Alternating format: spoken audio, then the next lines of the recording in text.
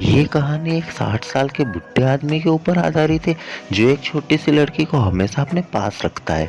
उसका सोचना ऐसा है कि जब वो लड़की 17 साल की हो जाएगी तो वो उससे शादी कर लेगा। आगे इस बुढ़े की जवानी क्या उछाल मारती है वो हम आज के इस एक्सप्लेन में देखेंगे। आज हम जिस मूवी की बात कर रहे हैं उस मूवी का नाम है दब्बो और ये 2005 में रिलीज हुई थी। मूवी की शुरुआत में हम इतने बड़े समुद्र में एक छोटे से बोट को देखते हैं जिसमें 60 साल का आदमी वांग और 16 साल की लड़की सिहरो रहती थी। अगर कोई टूरिस्ट घूमने के लिए जाता था या मछलियां पकड़ने के लिए आता था तो इसके बदले वांग उनसे पैसे लेता था। उस पैसे से वांग का खर्चा चलता था और उसे ये काम करते करते 10 साल से भी ज़्यादा हो गए थे, क्योंकि वीरो जब 6 साल की थी तभी से वो वीरो उस बोट पर है। हर बार की तरह इस बार भी दो टूरिस्ट उनके बोट पर आते हैं और वहाँ वो टूरिस्ट चेहरों को छेड़ने लगते हैं।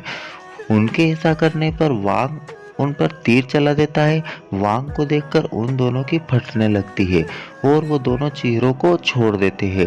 तभी एक आदमी दूसरे आदमी से वांग के बारे में पूछता है, जहां वो बताता है कि ये 60 साल का आदमी इस 16 साल की लड़की से शादी करेगा, वो भी जब तब ये 17 साल की हो जाएगी। ये सुनने के बाद उस आदमी के होश उड़ जाते हैं। अगले दिन पता चलता है कि वांग लोगों का भविष्य बताने का भी काम करता है, लेकिन किसी किताब या मंत्र से नहीं। उसका तरीका सबसे अलग था। जहां वो बोर्ड पर लगे झूले पर चीरों को झूलने के लिए बोलता है और उसके ठीक पीछे बुद्धा की एक तस्वीर बनी हुई है जिस पर वो लगातार 3 बार तीर चलाता है। उसके बाद चीरों उन तीरों को निकाल कर उसके कान में कुछ कहती है। उसके बाद चीरों की बात वांग टूरिस्ट के कान में बोलता है। अगले दिन दो टूरिस्ट वांग की बोट पर मछली पकड़ने आते हैं। वहां पर ये दोनों चेहरों को अकेला देखकर उसके मजे लेने की कोशिश करते हैं और वहां पर भी वांग उन दोनों पर तीर चलाने लगता है, जिससे वो दोनों वांग से नाराज हो जाते हैं और वांग को रस्सी से बांध देते हैं और वो दोनों चेहरों के साथ जबरदस्ती करने लगते हैं।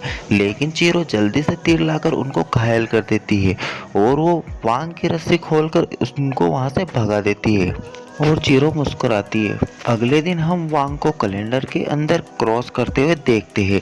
वांग ये काम डेली करता था क्योंकि अगले ही महीने वो चीरो से शादी करने वाला था। 60 साल का बुढ़ा होने के बाद भी वांग में बहुत आग थी। वो सिर्फ अपनी शादी के बारे में सोचता था। अगले दिन भी हर बार की तरह कुछ टूरिस्ट इनके पोर्ट पर आते ही इसमें एक जवान लड़का सियोंग भी था।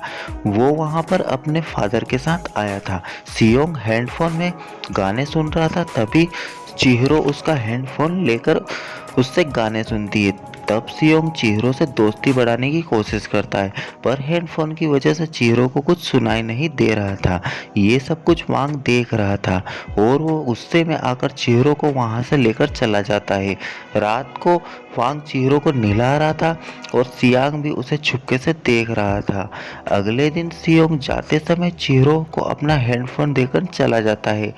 उसके वहां से जाने के बाद चिहिरो काफी बदल चुकी थी और वो पूरे दिन गाने सुनती रहती थी और वो इसके अलावा किसी भी काम पर ध्यान नहीं देती थी।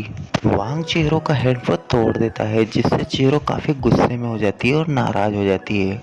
अगले सीन में हम वांग को अलमारी के अंदर कुछ कपड़े रखते हुए देखते और चिहिरो भी उसे चुपके से देख रही थी। दरअसल में वो कपड़े वो थे जो वो शादी में पहनने वाला था। रात में एक बार फिर से वांग चिहिरो को नहलाता है, लेकिन इस बार चिहिरो सही से नहीं नहाती, जो वांग को बिल्कुल पसंद नहीं आता। अगले दिन एक नया टूरिस्ट इनके बोट पर आता है और चिहिरो वांग को नीचा दिखाने के लिए उसके पास जाकर सो जाती है। तभी वांग गुस्से में वहां आता है और गुस्से में चिहिरो को वहां से लेकर चला जाता है। दरअसल जब से सियोंग यहाँ से गया था तब से ही चिहिरो नाराज थी। अगले दिन फिर से बहुत सारे लोग इनके बोट पर आते हैं जिसमें सियोंग भी था। उसे देखकर चिहिरो बहुत ही ज़्यादा खुश हो जाती है। सियोंग के वापस आते ही चिहिरो उससे बहुत ज़्यादा बातें करती थी, पर वांग से ये सब बर्दाश्त नहीं होता और वो गुस्से में आकर सियोंग के ऊपर तीर चला देता है। चिहिरो भी गुस्से में उस तीर को तोड़ देती है। ऐसा करने पर वांग उसे देखता ही रहता है। रात को वांग की आंख खुलती है और वो देखता है कि चिहिरो उसके पास नहीं है। तब वो सियोंग के कमरे में जाता है जहां चिहिरो पहले से ही सो रही थी। उसे देखने के बाद वांग को हद से ज़्यादा गुस्सा आता है और वो सियोंग को एक छोट बोट में बिठा देता है और उसे वहाँ से जाने के लिए बोलता है। सियोंग भी वहाँ उसे गुस्से में बोलता है कि तुमने उसे किडनैप करके रखा है और जल्दी ही मैं उसके माँ बाप को यहाँ लेकर आऊँगा और इसे यहाँ से ले जाऊँगा। ऐसा बोलने के बाद सियोंग वहाँ से चला जाता है। सियोंग के वहाँ जाने के बाद चिहिरो भी वहाँ से भागने की कोशिश करती है, लेकिन बाघ उसे पकड़ लेता है। उसके कुछ दिनों बाद सियोंग वहाँ वापस आता है, लेकिन इस बार चिहिरो की मिसिंग रिपोर्ट वाले पेपर अपने साथ लाया था। वो ये पेपर वांग को दिखाता है और बोलता है कि ये पेपर चिहिरो के माता पिता ने लिखवाया है और इसके बाद वो चिहिरो को भी समझाता है कि तुम पूरी जिंदगी इस बुड्ढे के साथ नहीं रह सकती। तभी वांग एक बार फिर से सियोंग पर तीर चलाकर हमला करता है, लेकिन इस बार चिहिरो उसके सामने खड़ी हो जाती है। उसके बाद रात को सोते समय वांग चिहिरो से जबरदस्ती करने की कोशिश करता है, जिसमें चिहिरो भी उसके बचाव के लिए उसे एक थप्पड़ मार देती है। अगले दिन वोट को ठीक करते समय वांग को चोट लग जाती है, जिसे देखकर चिहिरो उसकी चोट को सही करती है, लेकिन तभी वांग उसे थप्पड़ मार देता है और ये सब कुछ होते हुए सियोंग देख रहा था। तभी वो वांग से कहता है कि क्यों ना तुम चिहिरो का भविष्य बताओ। वांग भी चिहिरो का भविष्य बताने के लिए मान जाता है और वो 3 तीर चलाता है और उसके बाद कान में आकर चिहिरो उसे कुछ बोलती है। उसे सुनने के बाद वांग अपनी शादी के सारे कपड़े पानी में फेंक देता है, जिसका मतलब साफ था कि चिहिरो का भविष्य उसके साथ नहीं है।